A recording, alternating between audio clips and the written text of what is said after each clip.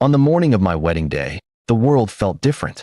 I woke up with a strange heaviness in my chest, as though some unseen energy was pressing against me. The house was buzzing with relatives, laughter, and the clinking of glasses, but I could hardly focus on anything. I was marrying the woman I loved, yet there was an unfamiliar sensation coursing through my veins. At first, I thought it was nerves. Every groom feels the pressure of the big day, I told myself. But when I reached for my suit jacket, something impossible happened. The fabric moved toward me on its own, as though pulled by an invisible hand. My breath caught. I froze, convinced my eyes were playing tricks. I tried again, stretching my hand out slowly. This time, the tie resting on the chair lifted slightly, dangling in the air before falling back down. My heart raced. No, this wasn't stress. This was real.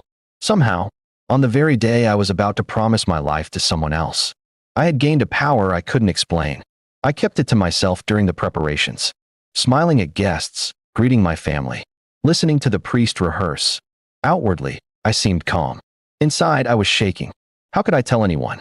Hey, I can move objects without touching them didn't exactly sound normal. They would call me mad, or worse, think I was cursed. As I stood in front of the mirror, dressed in my wedding suit, I tested it again. A glass of water on the dresser wobbled when I focused. A flower petal drifted upward as though caught in a hidden breeze. It wasn't just real, it was getting stronger. The timing of it unnerved me. Why today of all days? When I finally saw her, my bride, walking toward me in her white gown, I almost forgot everything else. She was radiant, glowing with happiness. For a moment, I wanted to bury the secret deep inside me and never let it ruin what we had. Yet the universe had other plans. During the ceremony, just as the priest spoke about eternal bonds, one of the candles at the altar flared up. The flame twisted and stretched unnaturally, startling everyone. I hadn't meant to do it, but my thoughts had wandered. I clenched my fists, forcing myself to calm down. No one suspected me. They whispered about the draft in the church. But my bride noticed. Her eyes lingered on me, suspicious and sharp, as if she sensed something I hadn't confessed. The vows felt heavy on my tongue, because while I promised her honesty and trust, I was already hiding this strange gift from her. At the reception, I kept losing control. Wine spilled when I grew anxious. Spoons rattled when guests teased me, and a bouquet of flowers floated just long enough to make a few children giggle. Everyone thought it was part of the celebration, only she didn't laugh. Later, when we were finally alone, she asked me outright, "Something's going on with you, isn't it?" Her voice was steady, but her eyes demanded the truth. I hesitated, torn between fear and love. Finally, I showed her. I lifted my hand, and the candle on the nightstand slid toward me without touch. She gasped, covering her mouth, staring at me as though I was a stranger. "What are you?" she whispered. The words stung, even though I couldn't blame her. I didn't know what I was either.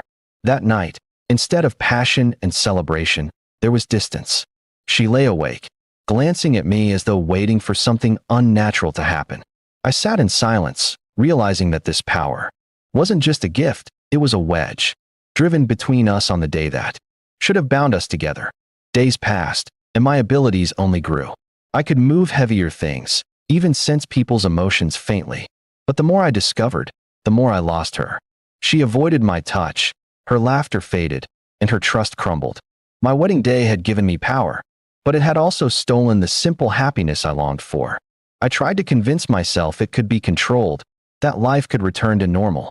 Yet deep down, I knew everything had changed. My marriage began with secrets and fear, and each passing day widened the distance between us. On the day I thought would be the happiest of my life, I had discovered a strange new power. But what good was power if it cost me the one person I had wanted to share my life with?